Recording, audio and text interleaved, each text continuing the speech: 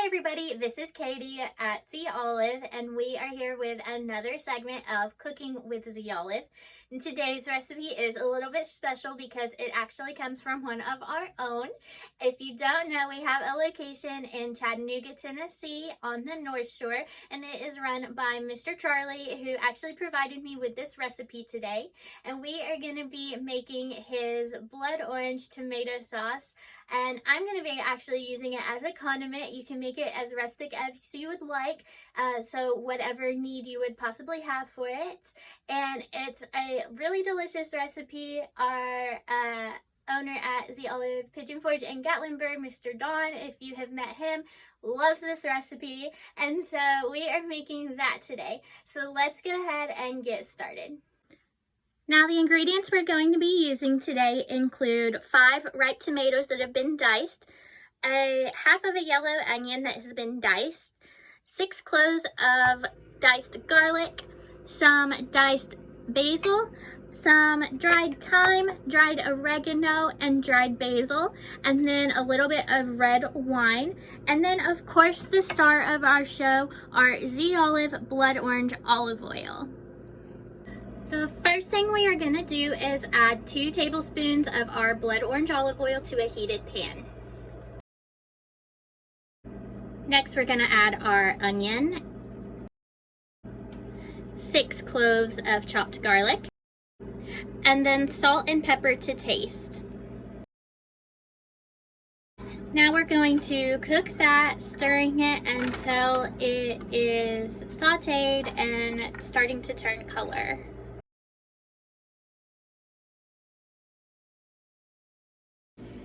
Once our onions and garlic have begun to turn a nice golden color, we're going to add 1/4 cup of red wine.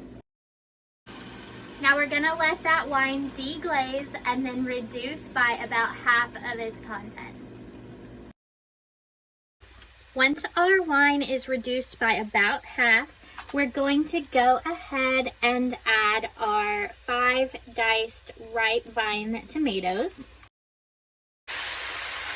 and our fresh chopped basil up to 1/4 pound.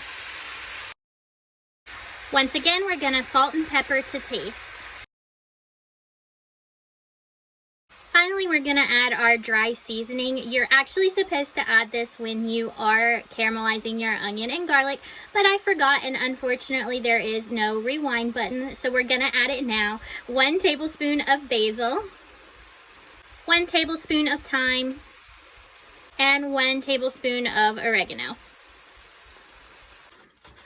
Now we're going to mix all of our ingredients, cooking for about 30 to 45 minutes and stirring frequently. Once we're done cooking it down, then it is time to head on to our last step.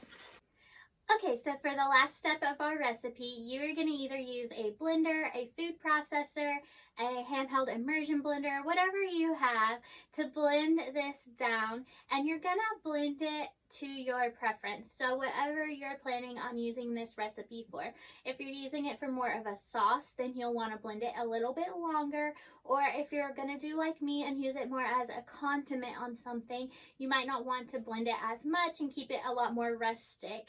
So we're going to go ahead and get it ready, and then we'll plate it. Our recipe is I'm going to be making a little bit of a flatbread sandwich. So I'm going to start off with this garlic naan, or you could use a pita or any type of flatbread. And we're going to add 1 of those to our plate. You could toast these in a toaster or an oven, or even maybe do a little sear with your olive oil. Now today I'm going to be putting some meatballs on my sandwich. I had actually originally planned on using falafels, but I couldn't find falafels at my grocery store. So today we're doing a little bit of a meatball, but falafel would be really good with some hummus and maybe some tzatziki sauce. And we're going to spoon on a little bit of our blood orange tomato that we just made. And then we're going to add a few garnishes.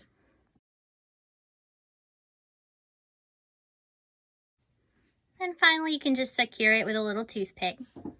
And and there we have it. I have put a little bit of our blood orange tomato there on the side so we can use it as sort of a little dipping sauce as well. And that is our finished product. I really hope you all enjoyed this recipe, and Charlie, I hope I did your recipe justice. I know I mixed up the order of a few of the ingredients there, so just make sure you put all of your dry spices in when you are cooking your onions and garlic, but I think it still turned out really delicious either way. I hope you all go back and catch up on any of the Cooking with the Olive videos that you might have missed in the past. You can find those on our Facebook page under the videos tab. Make sure you have gone and liked us on Facebook so that you can catch any future videos as well. And make sure you go like Charlie's store, The Olive on the North Shore, on Facebook too, because he puts a lot of really great recipes like this one on that page. And he even has a customer recipe page where you all can share recipes with each other and see how everyone uses The Olive.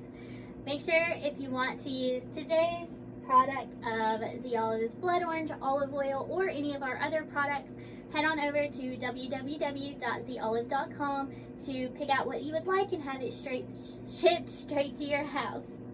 Thank you for joining me today. I hope you enjoy this delicious recipe, and we'll see you next time.